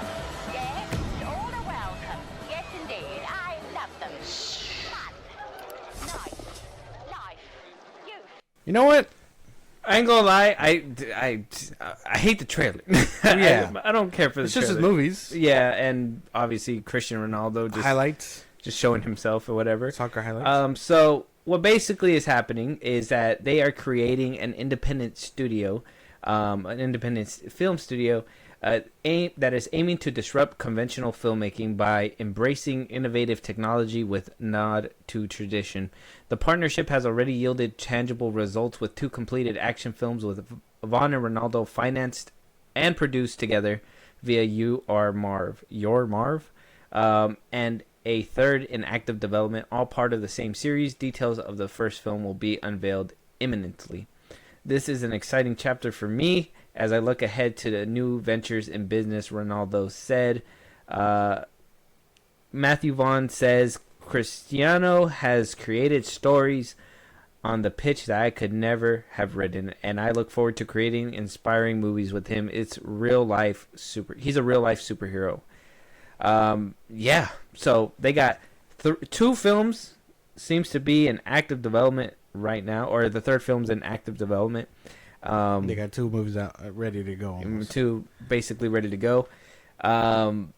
That means we're not getting more Kingsman, you fucking... Yeah, no, How I dare guess you not. put out a trailer about movies that we can't wait to see more of, and you're not going to give us more of that. Unless he's giving us, like, Kingsman movies... They like under his name basically. Producing under him? Okay. Maybe I could be about that. But we don't have any unveiling of movies yet. A Kingsman movie would be surefire though. Like Kick-Ass story? Yeah. Another like Kick-Ass? just remake it or Reboot? something. Yeah. I don't know. I haven't seen that Argyle yet. No, I haven't seen Argyle either. But you know, this doesn't sound too bad. I mean, if Cristiano Ronaldo likes movies enough and he's passionate and it seems like he's gonna be retiring from soccer, This boy just dips into everything. that's why he's doing shit. He just likes to do shit. He's like Snoop Dogg, except he's a soccer Mexican. player. He's a Mexican soccer player. Yeah. So I mean, I don't know. I can't be too mad at this. If they have movies lined up already, I want to see what they come out to. I'm kind of interested. You don't see this thing happen too often. No. I mean, we get backing and financing, obviously. Like, you get the creative. I mean, the best look to look at is Peter Safran and James Gunn right now. But, I mean, with it, like, this combo makes sense because it just sounds like Ronaldo's just there to back up his movies. Yeah. And he's just like, hey, man, look. Got some dope-ass movies right now, bro. Yeah, and he's yeah. just like, Ronaldo just be like, yeah, that's cool. That one, I like that one. Make that one. And he's like, not that one. That one. That seems like what he's there for. And then, you know, Vaughn is just a creative hit. Like, Hey, you like movies? Do you like my movies? You're like, you've seen my movies, right? And Ronaldo's just like, yeah, man. You did Avatar? No, that was Cameron. Oh, yeah, Cameron. No. What movies you do? Kingsman. I did 2 Kingsmen. He's like, okay, I've seen both of them. And then he's like, Did it kick ass a long time ago? He's like, kind of that one too. And then he's like, then in Argyle, he's like, no. Unless he really liked it, who knows? He's like, He sold. could have really he probably was like Argyle was the Henry best. Loved Cavill it. sold. Like that's Who else was in there? the dude from Iron Man 2 was in there. Yeah, Drew. What John is it? Cena, Drew Dallas, Barrymore. I think Bryce Drew Barrymore. Dallas Howard. Oh, Bryce no? Dallas Howard. John Cena was in it. John Cena was in it. John Cena. Yeah, it was a good number of characters in that movie. I do, like I said, I like the team up, but then they dropped the trailer. It didn't breathe a lot of like confidence because It's just his movies. It's just his movies. Like I would have thought you would have showed some kind of like innovation, like something's gonna happen or Yeah. whatever. But like it just showed like Ronaldo smiling and Strange. the worst part They was like got his soccer highlights. So. yeah, the soccer, like the worst part was the kick right here where like it just happened multiple times, like 1, 2. It's like why did it happen twice? Because you gotta show you that he kicks like that, and He's like me too. he learned how to do it from the movie. He was like, oh, let me do it like the movie. He's like, oh, Matthew Vaughn got inspired by this kick right here. Oh, Yeah. See the camera moving and all that stuff. Strange. because this is a scene from Argyle, right? Yeah. It's Argyle, yeah. Haven't seen Argyle. I don't know, man. This seems. I'm down. I'm interested. You gotta ride the wave. I'm down for Matthew Vaughn. I don't want new movies. I want Kingsman movies. You gotta ride the wave. I want a first. kick-ass movie. You gotta ride the wave. Like first. I said, like you're putting clips of movies that, like, maybe not. I mean, Tetris? I liked it, but maybe not a sequel of that one. But like you're putting clips of movies like. I want to see more Kingsman. Country Road. The fact that that one had Elton John in it too was crazy. Like actually. I don't know. Seems cool though. A disruptive era in entertainment. That's kind of like what they dubbed it. It's because they're two off the hinge movie people. Yeah, he's just a soccer player who's Really loves movies. he's in the film industry now. He's looking to retire. Did you know that China's not getting movies right now, man? Maybe you can try Hold on to to make a that deal. soccer contract for a little longer. Unless he makes a deal with them, goes over there. Maybe. Like My everybody movies- loves Cristiano Ronaldo. Yeah. You know, like take my movies, me and Marv's, and they're gonna be like, "Well, he do." At the very end of all of them, the bad stuff is got to put an end to. The bad stuff is You done. know, he did good movies and some questionable movies too. But I don't know. I like I said, I think this idea could work. Another joint venture. You've never seen Stranger Things before, so this could happen. I've seen Stranger Things. Nah, I mean like not the show, man, but Oh. like Stranger team ups. Damn, you got me again. It's like that show you be talking about. Yeah, Stupid. it's a good show. Final season's almost here, so Nobody cares. Moving on. All Let us right, know what Rudy. you guys think. Cristiano Ronaldo is dipping into the film industry with director Matthew Vaughn creating Your Marv, or You Are Marv. I don't know how to. I think it's your Marv. You Are Marv. Yeah.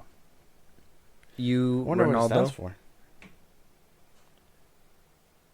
Like Well, Marv is for Matthew Vaughn. obviously. Yeah, but you are You Are.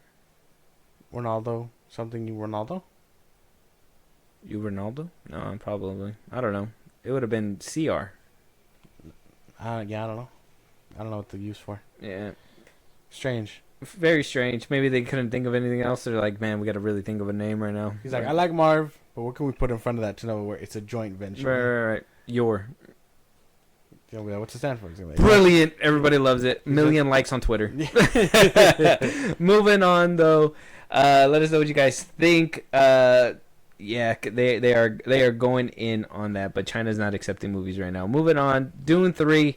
Legendary is circling Robert Pattinson, which sounds exciting. He's going to be playing a villain, potentially. He hasn't agreed to anything yet, but apparently things are closing in very well. This is something that I wanted to talk about if you have more to say, but this is very exciting. I kind of want to talk about the other things that is kind of causing what this could affect? a roar. Yeah. But this sounds like fun. Yeah. I like him. He's been kind of everywhere lately, and I'm okay with that. My boy. Mm-hmm. Cedric Diggory. That's where I know him from. Yeah, He's not the Batman. He went from being a wizard to being a vampire. Yeah, and then to being an actual bat. Mm-hmm. So, I don't know. I think the new movies do pretty good. Their cast are usually stacked. I don't really have complaints other than the first one's kind of slow. So, I mean, I could see him being in the third one, not a problem. Like, this isn't a big deal. Kind of rival, maybe can outdo the performance that Austin Butler put out. Probably. That'd be cool. Mm-hmm. I mean, it really depends on a scale of who you prefer, but that'd be insane. That'd be super insane if like this whole series is just like Timothée Chalamet, the lesser known actor, going up against all these mega actor stars. Yeah. Like the last, like Dune 10 is gonna be like Tom Cruise or something. Like, how do you outperform Christopher Walken? You don't know. I mean, you even had you had Christopher Walken, you had Oscar Isaac, you had Jason Momoa, you had a lot of sad cast. The dude that plays Cable or Thanos, what's his name? Brolin. Josh Brolin. You had the girl for Zendaya. Zendaya, true. You got a lot of movie stars in these movies. That's the thing. Bill Skarsgård, like whole lot of fucking people. Star power. Yeah, and you're probably gonna get more of what's her name, the girl that plays Yelena, and then also, God, I space out their names so much, but because Florence Pugh, and it's such a stacked movie. That's what I'm saying. So it's gonna be a big cast for sure. Anna Taylor-Joy, and that's what I was spacing. I was gonna say Princess Peach to get you there, but thank you. Anna Taylor-Joy, like cast is stacked for sure. Him being an addition, I won't complain. Yeah, it sounds good. So no complaints? No complaints? No. Nothing has been locked in, but sounds like they are circling him pretty well.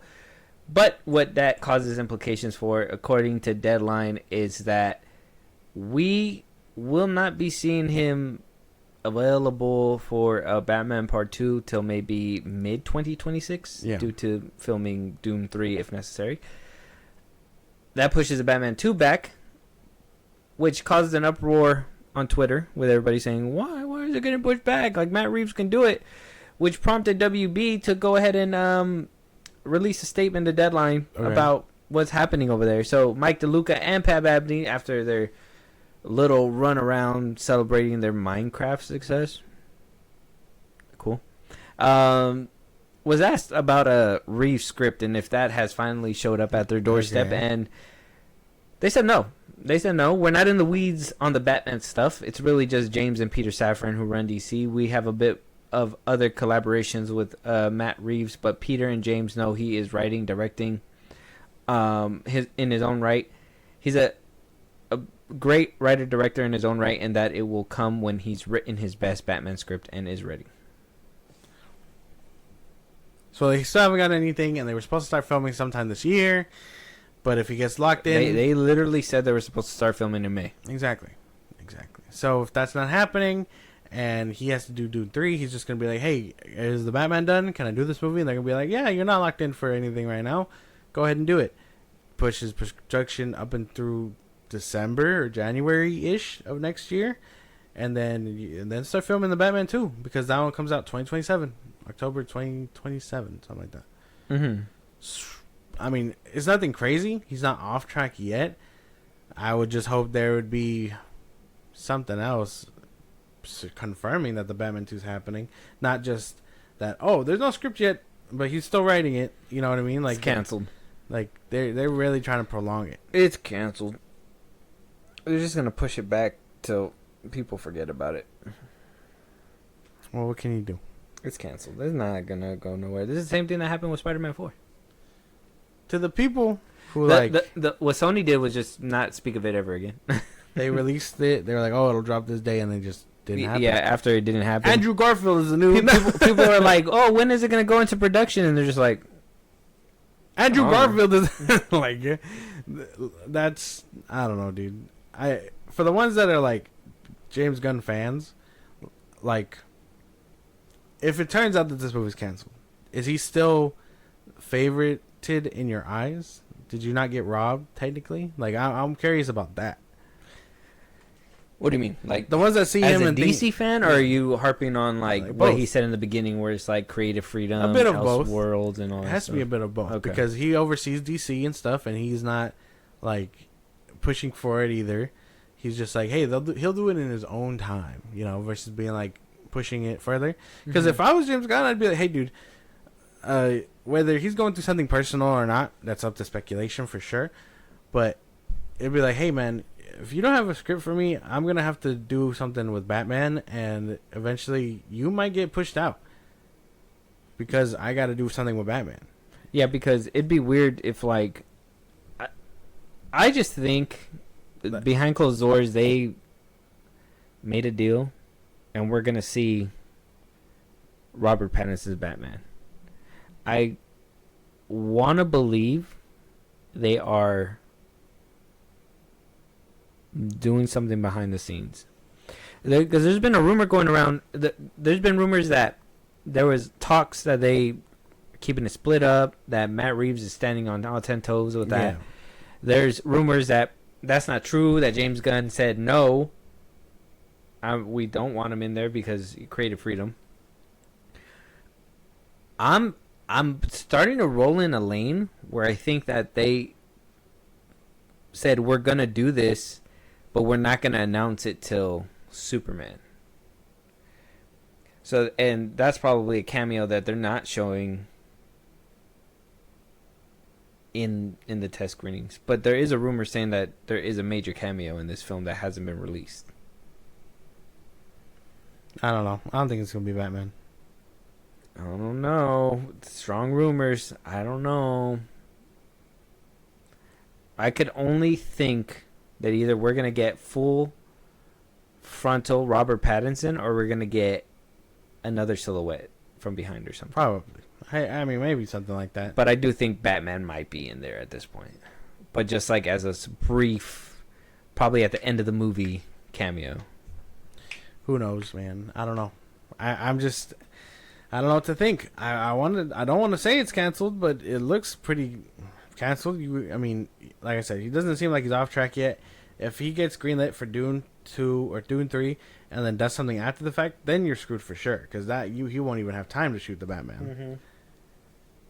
Mm-hmm. It's like Dune 3 is gonna happen. He's gonna be like, oh well, Batman's not done yet. I can do it one more movie, and then boom, 2028 release. Well, I think he has a few movies back to back that he's working on. He yeah, he has another movie that he's working on. That's what was also leading me to believe that he's not even going to be able to do a Batman film until maybe 2027. But then they would have to push back that October 28 to 2028. Strange behavior for sure. Yeah, I think he said that there was another film that he was working on. Other projects, he's working on a drama with Jennifer Lawrence, Die My Love. That's another project he's working on. Okay. The Boy and the Heron. Heron? The Boy and the Heron. I said Heron. He's gonna be working on that one. That's just voice work. It's gonna be voice work, yeah. Yeah, that's a couple things that he's gonna be doing as of right now, but that's still gonna take time. A drama won't take too long, but still. Yeah. Is the Batman 2 canceled though? How do we feel? I kind of feel like it's canceled, bro. I feel like it's canceled. I don't think we're.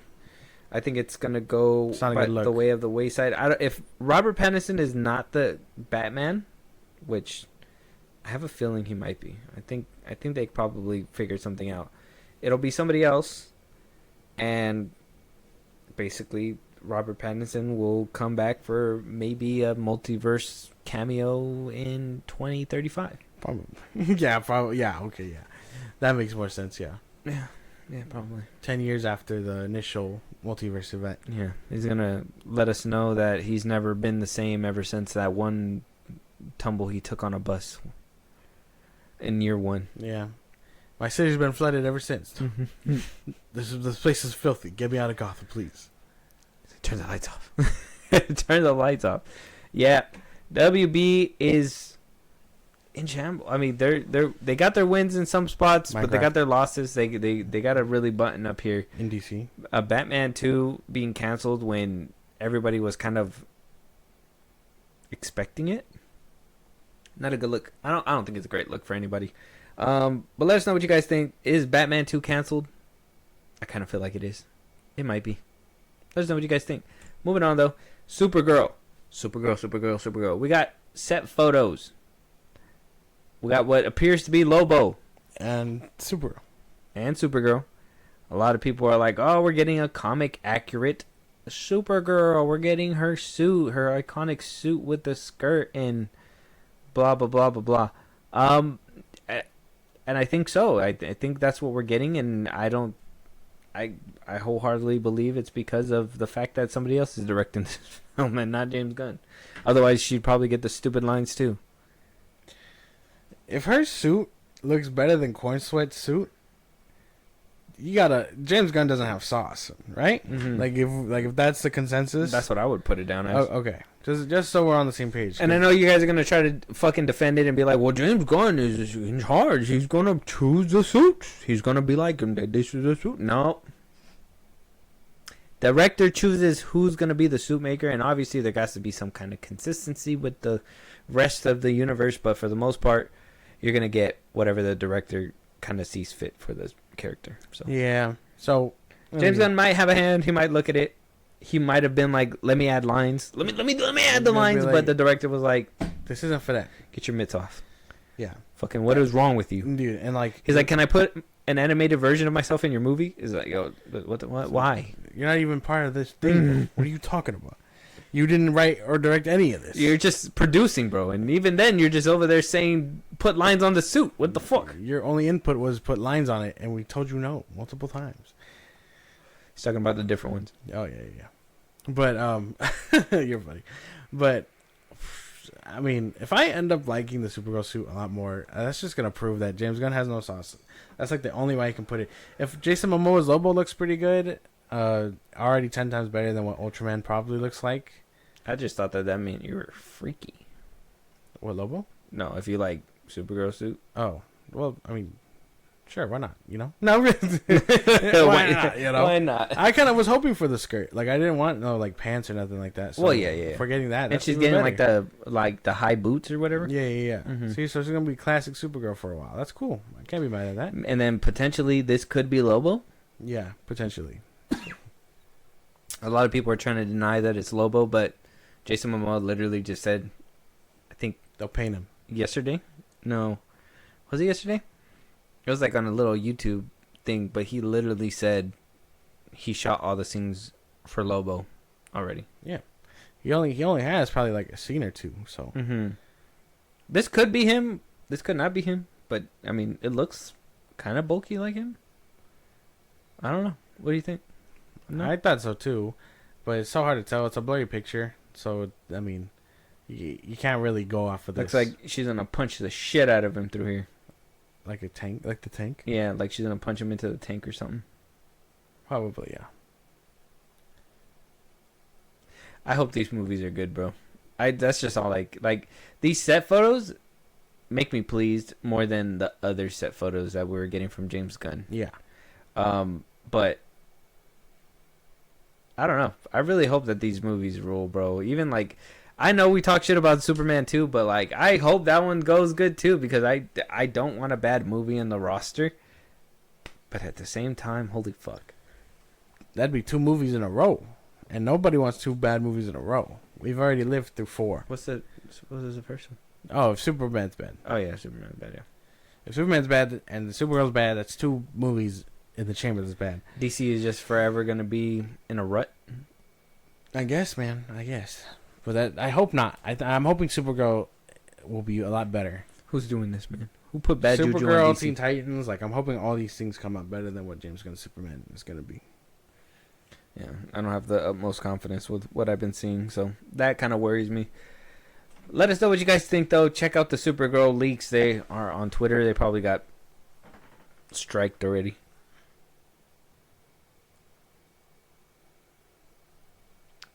But check them out if you can find them. I'm pretty sure Josh will put it. If he can, he'll probably put some I'll put up. these blurry ass pictures up so you fanboys can eat it up. It's no big deal. Yeah. Girl, Supergirl and skirt, belt, all that stuff. Nice stuff. It looks good though. I want to see like full. The back of her head looks good from that one picture that we saw, but I want to see like full suit, face, and all that stuff.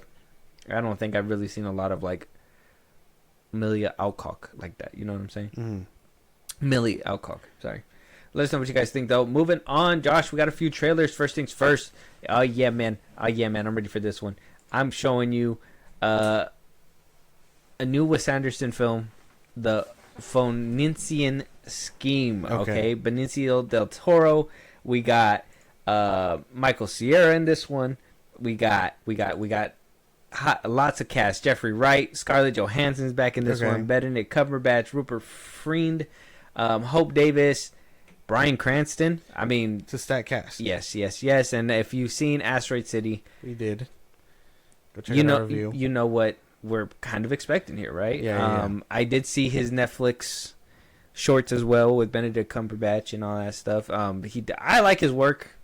I know me and you have conversations about his work a lot. But yeah, man, like, how do you feel about this guy before we jump in here? I feel it's confusing, and the way he does his movies, certainly a interesting take. Also, I mean, he plays it like you're watching a play come to life, like in movie form. And I've seen plays, I've seen musicals like in person, so like it's like that, all vibrant and colorful and all that stuff, and it's also like one still frame, so it's like play translated to movie. So it's not a bad thing, and then a lot of it comes down to concepts and story and stuff, and off of Asteroid City alone, I was so confused and stuff. So I hope this next one isn't as confusing. Okay, all right. Let's jump into this trailer, and we'll. Oh man, I love this guy. I love his art. It's great stuff. Let's jump into this, and we'll see what happens at the end. At this moment, rescue workers are laboring to recover and identify the remains of Zsa Corda, international businessman, maverick in the fields of armaments and aviation, among the richest men in Europe. This was Corda's 6th recorded airplane crash. He is survived by 10 children, 9 boys, 1 nun, his daughter Liesel. Suicide panel.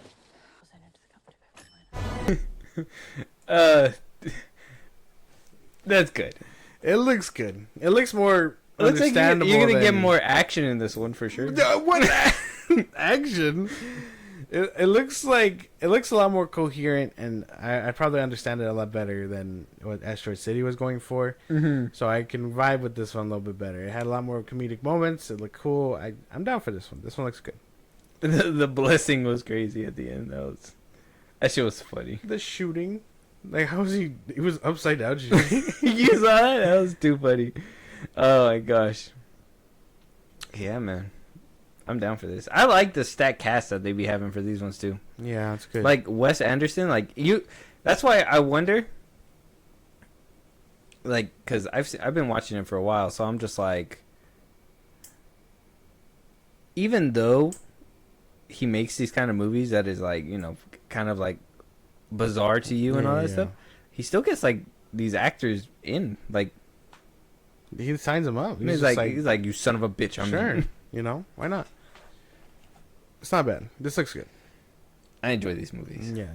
It's super. That shit was funny. I could have stopped laughing. And it's such like dry humor too. It's not like in your face. It's not James Gunn comedy. It's just like, you know, like that's dry humor. Like, oh, assassin. He just takes the little pill, falls down, and then the nun just starts and like spraying him. Like, it looks good. And it does look more comedic than theater movie.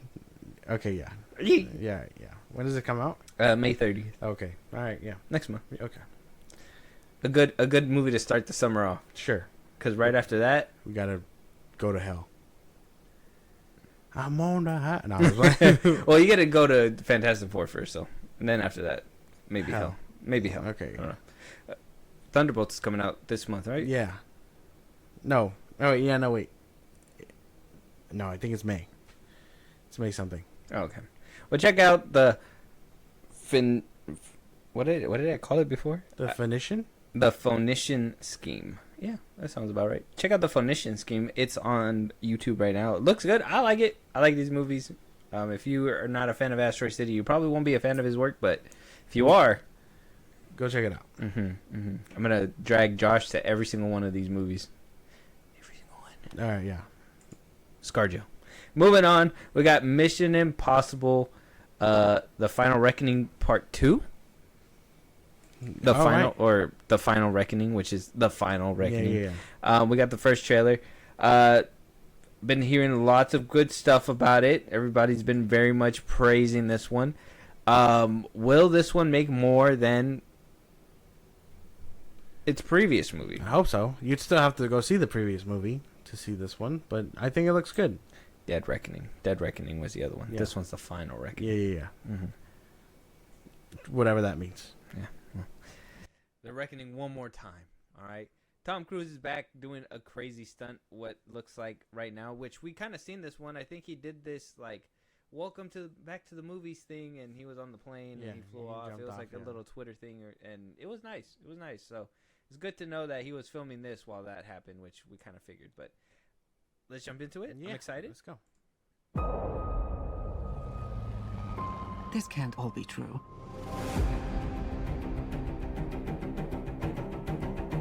Every word.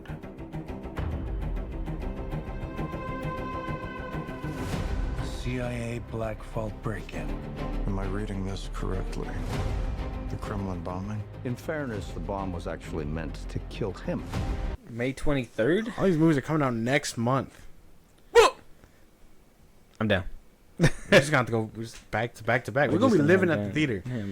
I mean, good thing we got our Regal reward. This isn't bad. Sorry. Whoa. But we could. Yeah. We will do it. Holla at us. But this looks good. I can't even be mad. This looks really good. This pisses me off a little bit. Oh. I like Here we go. No. It looks good, but it pisses me off because I feel like they hindered their last movie. Because they saved all the good stuff for this movie. I'm pretty sure, yeah. He wanted to do a big thing, and big things like this don't just happen and work out. You know what I mean? You're gonna save all your best stuff for the end. He was expecting like an Infinity War in this one. It's not like this. Unfortunately, it wasn't like a Deathly Hallows Part 1, Part 2 situation or something like that. Like this was, you held good ideas from this movie to the end to move it to this movie. Yeah. It's not like Fast X either, where you just put dumb shit on the screen. Yeah, no. Because, I mean, at least with Fast X and Fast X Part 2, you can expect some killer shit at the back end of this. But the first one, it did feel like it had action, but it didn't have all this, like, extra shit going on like this one does. So, or like how the previous movies did. Exactly. Like the previous ones felt like there was so much stuff happening. Like you were on the edge of your seat. Yeah. The other one just felt like singular. You were setting up for the second half. So it's going to feel like boring and stuff, usually how it goes. But this looks good. I can't even be mad. Like, if I watch these two back to back, it'll make up for the first one. Oh, yeah. Okay. If that's the case, then he probably got to do a re-release of the, like, put them back to back in theaters or something. I would do that. Yeah. Maybe that's the way the movie would probably recoup something, because it made money, but it didn't make the money it needed to, unfortunately. No, it didn't. You know. It is what it is. Which I hope this one does a lot better. It does look like this one's working on all cylinders. It doesn't feel like Dead Reckoning. Yeah, no. It's just it pisses you off a little bit when you know, like, you basically held back Junior for yourself. Yeah. So it's kind of fucked up. You shot the first one in the leg and was like, all right, have a good race. Yeah. Like, yeah. And then you were like, oh, well, why you no do good? And now we got to rely on the faster kid with no wound shot to do this whole thing. That is basically on steroids. Yeah. Because we withheld everything from the other one. We gave you a shot with an injured foot. You didn't take it. Right. You got to send the one on steroids to right. do it. Fuck. So this might be the nail in the coffin. This might be the one that makes it to $1 billion, but it really got to deliver on what it's showing here for sure. It looks really good. It does look good. It looks a lot better than the other one. But this makes me want to go rewatch the other ones so I can, because it looks like they're doing that ambitious thing where they're gonna try to tie every single movie together to the very end. Seems like that AI thing they strapped him to is gonna force him to relive all that. That'd be crazy. So I'm probably gonna do a rewatch before this movie comes out. I actually have them right there. I'm gonna pull them out right now. Okay. So yeah. Final Destination. Did you finish Resident Evil? No, we're almost done. The final Mission Impossible. Let's go. Wait, are you almost done? Which one are you on? We're on 4. We're gonna like binge them all tomorrow. Now you're like should have been done by now. But check out the Mission Impossible Final Reckoning trailer. That means I gotta finish the Dead Reckoning. I got to. Check out this one and let us know what you guys think. I'm gonna do a rewatch. I'm gonna have to watch them all. I'm gonna have to get Dead Reckoning on Blu-ray too because I don't think I have that one. But yeah. I'll probably start eating them up and get to that. May 23rd, it's gonna be released. I'm excited because I want that feeling, and they kind of pisses me off because every single movie, every Mission Impossible movie I've seen in theaters, and I started watching them with Ghost Protocol. Yeah. Ghost Protocol, Rogue Nation, Fallout, like those three.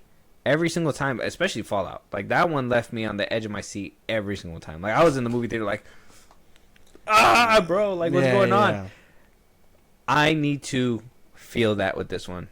I need to feel that with D-box seats is what I'm hearing. We gotta get D-box. No, not like you don't need that. It's fun because I think the last time I used the D-box was The Dark Knight Rises, and that was really like fun. Yeah. But it's just that intensity that these movies give you, and for some reason in the theater, when like you're locked in a dark room, they up that like tension. Like I don't know if you saw Fallout in theater. But like watching that one in theater, like that one had me like oh my, like is he not gonna make it this time? Yeah. Like and he always makes it, but every single movie made you feel like he. The only one that I make saw it. in theaters was we went to go see it together was the one with Henry Cavill. Let's Fallout. Oh, is it? Okay, then. No, so yeah, you did watch that one. Yeah, so yeah, that one was the one that like I had a tense reaction. It was with. yeah. That one was tense, but yeah, that one was good. Let us know what you guys think. Moving on, final trailer. Josh, we got to do it. We got to react to the new Predator anthology series that we're going to be getting on Hulu. We did talk about this last year when it was being developed. Dan Trachtenberg, who did Prey, which did a very amazing job with that film, which we all said, hey, this should have been a theatrical release. Yeah. They fixed that, and we are getting a Predator theatrical release. But Dan Trachtenberg decided to give us a Predator series, an anthology series that basically takes us through different times in our history and shows us a Predator going basically at it. Right. It does take on a different style, different take. I'm excited for this. Are you expecting anything out of this? I'm expecting to see my samurais. I've been trying so hard. I've pitched this idea for so long to just see him go up against like skilled swordsmen and see what that looks like. So I'm excited for that. Oh, so you want to see like samurais cutting off predators' heads and all that stuff? That'd be fire. Yeah. That'd be fire. All right. I want to see predators in World War II. That'd be nice. Yeah.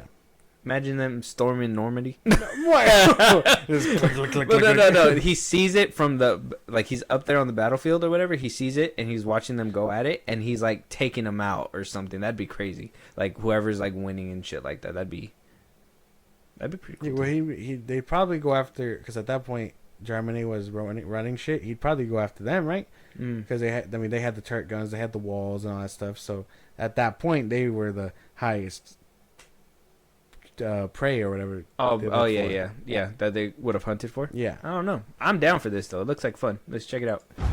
You are old enough now. It's time I tell you about the monster. That was crazy. That last piece was insane, actually. That shit was crazy. These are some big ass predators too. I'd be pissed off. I'd be like, you get me through that. Oh, so not World War II, but getting close. World War One, not bad. That's cool with me. Yeah, they were like Take it. They were in planes and stuff. I've never seen that dogfight. And we're getting ninjas, not samurai. No, it's close enough. Close enough. Yeah, I guess. Yeah, close enough.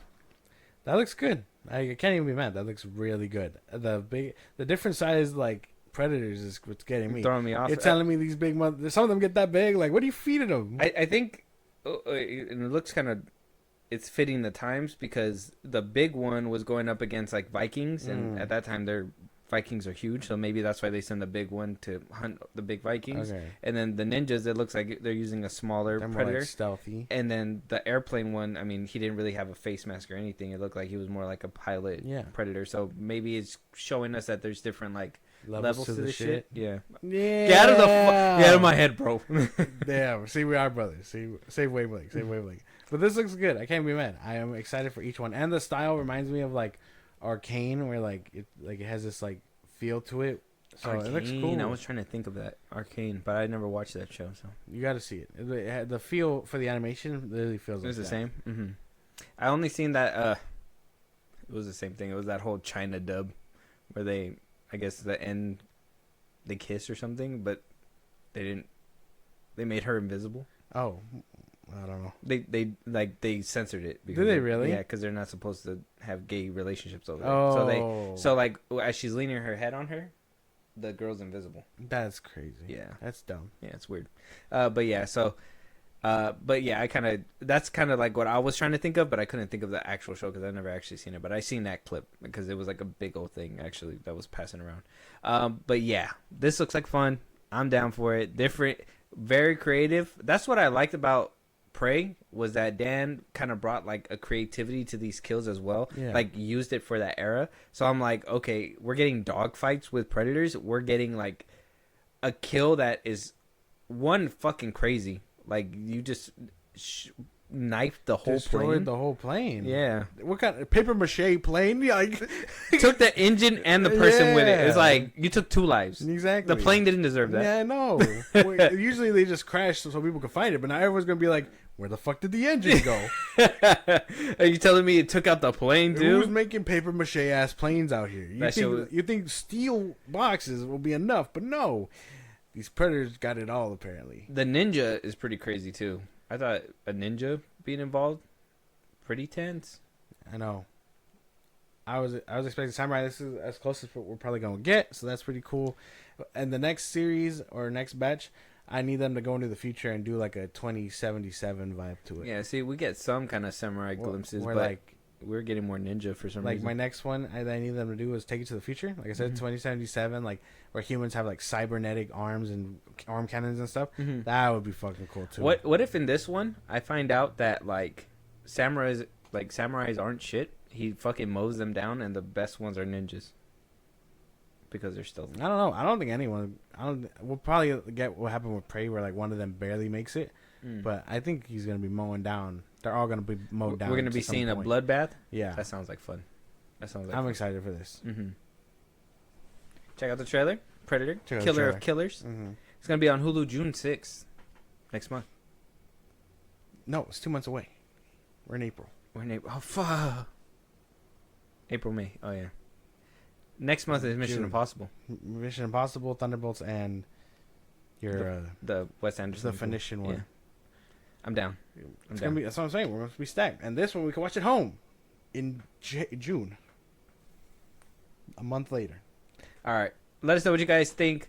With that being said, though, we are wrapping up. That's the last topic. If there's anything that we should be talking about, any movies that we should be reviewing, any TV shows you want to hear your voice on one of these episodes one of these days, Josh, go ahead and let them know what they can do that. Twitter, TikTok, Instagram at FilmBros Podcast. We post on episodes or big hits up there for any news and movies you want us to cover. Buzzsprout links and social I just gave you, like a Patreon. You subscribe, you help the show grow. Greatly appreciate it. Listen to us anywhere you get your podcast at FilmBros Podcast, Spotify, YouTube Music, Apple Podcasts. Again, wherever you get your podcast, support it. Be part of the conversation. Twitch at FilmBros Podcast, and when it's all said and done, subscribe to our YouTube at FilmBros Podcast. And with that being said, we'll talk to you guys on the next one. Talk to you guys later.